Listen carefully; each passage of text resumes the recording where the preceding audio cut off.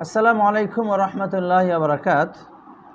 পণ্যের সঙ্গে পুরস্কারের লটারি এটা প্রচলন এবং লেনদেন বৈধ আছে কিনা আমরা ঈদে আসলে দেখতে পাই।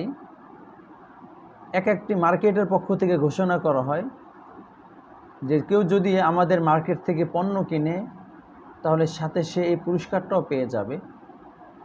এইভাবে তারা যে পণ্য বিক্রি করে এটা শরিয়াতে কেনা বেচা বা এমন দোকান থেকে ক্রয় করার অনুমতি আছে কিনা।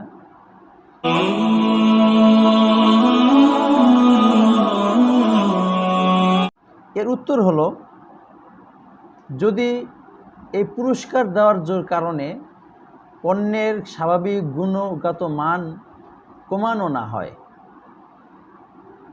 এবং স্বাভাবিক দাম থেকে দাম বেশি না রাখা হয় এবং যিনি কিনছেন তার এই পুরস্কারটাই মুখ্য উদ্দেশ্য না, বরং পণ্যটা কেনাই মুখ্য উদ্দেশ্য হয়, তাহলে এটা বৈধ আছে এবং আপনি কেনার পরে আপনাকে যে পুরস্কার দিবে এই পুরস্কারটা নেওয়াও বৈধ আছে।